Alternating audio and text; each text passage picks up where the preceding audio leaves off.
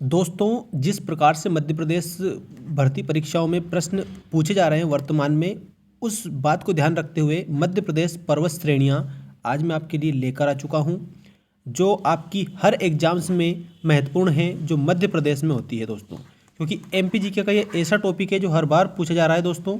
और मध्य प्रदेश जो पुलिस भर्ती परीक्षा है, उसमें जो एग्जाम्स वर्तमान में चल रही है, उसमें पर्वत श्रेणी से संबंधित प्रश्न अभी तक नहीं पूछे गए हैं। इसका मतलब ये है कि आप लोग जो 16 फरवरी तक, जो 16 से लेकर 17 फरवरी तक जो पेपर है दोस्तों, उनमें कभी ना कभी ज़रूर पूछा जा सकता है। ऐसा टॉपिक आपके सामने प्रस्तुत है, आप देख सकते हैं। आपको मैं कम से कम 10 से लेकर के तो 15 मिनट का ये वीडियो बनाकर मेन चीज़ें सारी बता दूंगा। तो आइए हम बात करते हैं। मध्य प्रदेश में पूर्व से पश्चिम तक पर्वत श्रेणियों को 2 भागों में बांटा गया है। पहला प्रश्न तो यहाँ पर कंप्लीट हो रहा है कि मध्य प्रदेश में पूर्व से लेकर के तो पश्चिम तक जो पर्वत श्रेणियाँ हैं उसको कितने भागों में बांटा गया है। तो आप याद रखेंगे 2 भागों में बांटा गया है।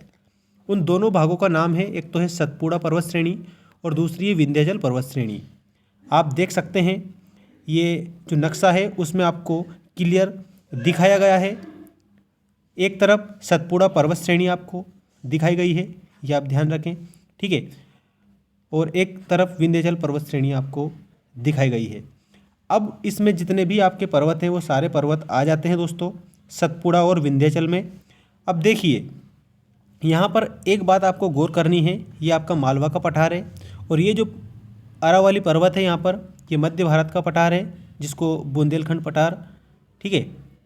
और इसी प्रकार से यहाँ पर ये जो पठार दिया गया है ये रीवा पन्ना का पठार है, ये बघेलखंड का पठार है। सतपुड़ा पर्वत श्रेणी आप देख सकते हैं, महादेव श्रेणी इसके अंतर्गत ही आ रही है।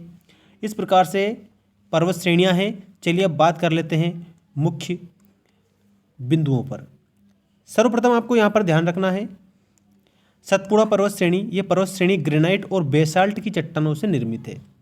सतपुड़ा पर्वत श्रेणी कौन कौन सी चट्टानों से निर्मित है? तो ग्रेनाइट और बेसाल्ट चट्टानों से निर्मित है।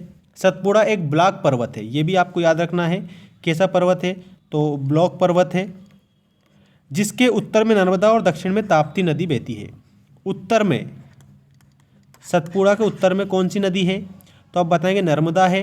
दक्षिण में कौन सी नदी है? तो बताएंगे ताप्ती नदी है, ठीक है। उत्तर में कौन सी नदी है? तो आप क्या बताएंगे? नर्मदा। और दक्षिण में कौन सी नदी है? तो आप क्या बताएंगे? ताप्ती नदी बताएंगे। इसके बाद में हम बात करते हैं अगले पॉइंट की, जो कि महत्वपूर्ण बिंदु हैं। अब आप इनको स्क्रीनशॉट के माध्यम से भी कंप्लीट कर सकते हैं, नोट कर सकते हैं। सतपुड़ा पर्वत श्रेणी की कुल लंबाई 1120 किलोमीटर है, जबकि इसकी औसत ऊंचाई 900 मीटर है, ठीक। अगली बात ध्यान रखेंगे, सतपुड़ा पर्वत श्रेणी पश्चिम में राजपीपला की पहाड़ी से प्रारंभ होकर पूर्व में छोटा नागपुर पठार तक फैली हुई है।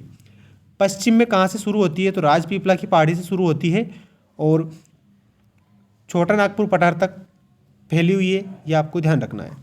श्रेणी का विस्तार अलीराजपुर, खंडवा, बड़वानी, खरगोन, बैतूल, होशंगाबाद, सिवनी, बालाघाट और अनूपपुर जिले तक है, यह आपको याद रखना है, ठीक है।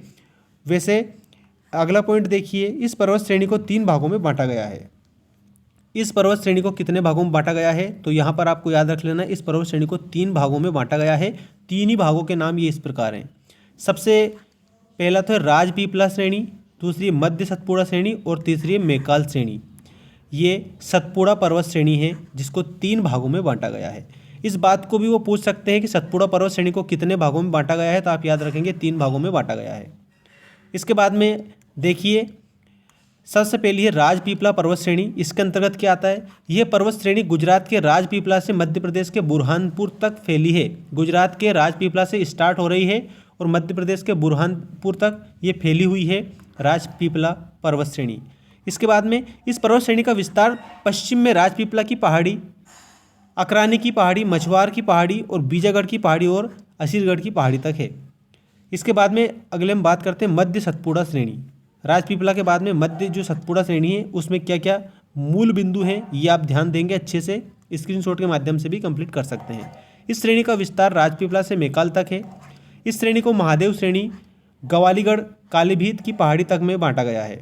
इसके बाद में मध्य प्रदेश की सबसे ऊंची चोटी धूपगढ़ महादेव श्रेणी पर स्थित है। ये प्रश्न पहले पूछा गया था मध्य प्रदेश की जो पुलिस भर्ती परीक्षा थी उसमें, कि मध्य प्रदेश की सबसे ऊंची चोटी का नाम बताइए। ठीक है, तो आप याद रखेंगे धूपगढ़ और कहाँ पर स्थित है, महादेव श्रेणी में वो स्थित है। इसी श्रेणी के अंतर्गत होशंगाबाद, सिवनी, छिंदवाड़ा जिले आते हैं जिसको मध्य सतपुड़ा श्रेणी बोला जाता है। ठीक है, कौन कौन से जिले आते हैं, होशंगाबाद, सिवनी, छिंदवाड़ा आदि। ठीक, ताप्ती नदी का उद्गम इसी श्रेणी से होता है। अगर पूछ लिया ताप्ती नदी का जो उद्गम है वो कौन सी श्रेणी है, तो आप बताएंगे मध्य सतपुड़ा श्रेणी। इसके बाद में आती है मैकाल श्रेणी।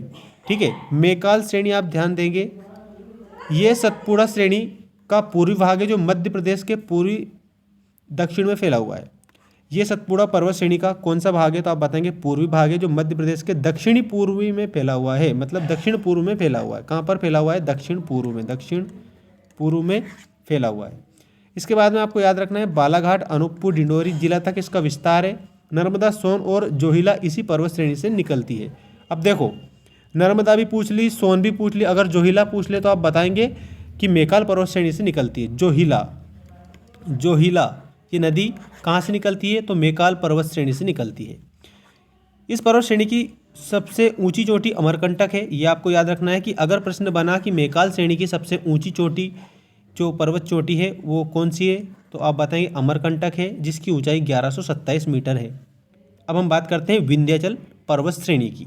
ठीक है, जो अभी हमने बात करी ये तो थी आप लोगों की कह सकते हैं एक प्रकार से 3 भागों में बांटा गया था सतपुड़ा पर्वत श्रेणी को। और अब मैं बात कर रहा हूँ विंध्याचल पर्वत श्रेणी की। ये श्रेणी हो चुकी है, अब हम बात करेंगे विंध्याचल पर्वत श्रेणी। और आइए देखते हैं विंध्याचल पर्वत श्रेणी की क्या क्या मूल विशेषताएं जो परीक्षा में पूछी जाती है। विंध्याचल पर्वत श्रेणी में आपको ये बात अच्छे से याद रख लेनी है कि यह पर्वत श्रेणी लाल बलुआ पत्थर से निर्मित है। अगर पूछा कि विंध्याचल जो पर्वत श्रेणी है कौन से पत्थर से निर्मित है, तो आप बताएंगे लाल बलुआ पत्थर से निर्मित है। ये एक ब्लॉक पर्वत है लेकिन वर्तमान में अवशिष्ट पर्वत में गिना जाता है। ये मूल रूप से तो कौन सा पर्वत है, ब्लॉक पर्वत है, लेकिन अवशिष्ट जो पर्वत है उसके रूप में अभी वर्तमान में इसको माना जाता है। ठीक, अगले पॉइंट की हम बात करते हैं। विंध्याचल को उत्तर और दक्षिण भारत का मिलन स्थल कहा जाता है। विंध्याचल को उत्तर और दक्षिण भारत का मिलन स्थल कहा जाता है। ये पॉइंट आप नोट कर लीजिए कि दक्षिण भारत का मिलन स्थल किसे कहा जाता है, तो आप बताएंगे विंध्याचल को। इसके बाद में विंध्याचल पर्वत भांडेर, कैमूर और पारसनाथ की पहाड़ियों के रूप में फैला हुआ है। कहाँ पर, भांडेर, कैमूर और पारसनाथ। इसके बाद हम बात करते हैं विंध्याचल का विस्तार गुजरात से लेकर झारखंड तक है। मध्य प्रदेश में इस पर्वत श्रेणी को 2 भागों में बांटा गया है। अगर प्रश्न पूछा गया कि मध्य प्रदेश को, मतलब मध्य प्रदेश में मुख्य रूप से जो विंध्याचल पर्वत श्रेणी है उसको कितने भागों में बांटा गया है। मध्य प्रदेश में विंध्याचल पर्वत श्रेणी को 2 भागों में बांटा गया है। एक तो है भांडेर श्रेणी और दूसरी कैमूर श्रेणी। भांडेर श्रेणी की विशेषता देखेंगे और कैमूर श्रेणी की विशेषता देखेंगे। ये बात आप गांठ बांध कर रख लेना कि जो विंध्याचल पर्वत श्रेणी है इसको मध्य प्रदेश में 2 भागों में बांटा है, भांडेर और कैमूर। सर्वप्रथम बात करते हैं भांडेर श्रेणी की। ये भांडेर श्रेणी आपके सामने आ चुकी है। इस श्रेणी का विस्तार छतरपुर, दमोह, पन्ना जिले तक है। भांडेर श्रेणी का जो विस्तार है छतरपुर, दमोह और पन्ना जिले तक है। रीवा पन्ना का पठार इसी श्रेणी के अंतर्गत आता है। एक प्रश्न और यहाँ पर कंप्लीट हो रहा है कि रीवा पन्ना का जो पठार है किस श्रेणी के अंतर्गत आता है, तो आप भांडेर श्रेणी बताएंगे। रीवा पन्ना में भांडेर की सबसे ऊंची चोटी गुड़बिल चोटी कहलाती है जिसकी ऊंचाई 752 मीटर है। ठीक है, रीवा पन्ना में भांडेर की सबसे ऊंची चोटी कौन सी है, तो आप बताएंगे गुड़बिल चोटी है। गुड़बिल चोटी कहाँ पर है, तो आप बताएंगे रीवा पन्ना में। सर्वप्रथम एक बात और अच्छे से ध्यान देंगे, रीवा पन्ना में। ठीक, रीवा पन्ना में क्या है, तो आप बताएंगे गुड़बिल चोटी है। और गुड़बिल चोटी जो है भांडेर की सबसे ऊंची चोटी मानी जाती है, मतलब भांडेर श्रेणी की। इसके बाद में गुड़बिल चोटी को सद्भावना शिखर भी कहा जाता है। ये प्रश्न पूछा गया था कि किसको सद्भावना शिखर के नाम से भी जाना जाता है, तो गुड़बिल चोटी। एमपी पुलिस का आप पेपर उठा के देख सकते हैं, पहले भूतपूर्व प्रश्न है, ये पूछ लिया गया है। गुड़बिल चोटी को सद्भावना शिखर के नाम से भी जाना जाता है। इसके बाद में बात करते हैं कैमूर श्रेणी की। किसकी, कैमूर श्रेणी की। कैमूर श्रेणी नर्मदा नदी के पूर्वी भाग में स्थित विंध्याचल पर्वत के पूर्वी विस्तार को कैमूर श्रेणी के नाम से जाना जाता है। नर्मदा नदी के पूर्वी भाग में स्थित है ये विंध्याचल पर्वत के पूर्वी विस्तार।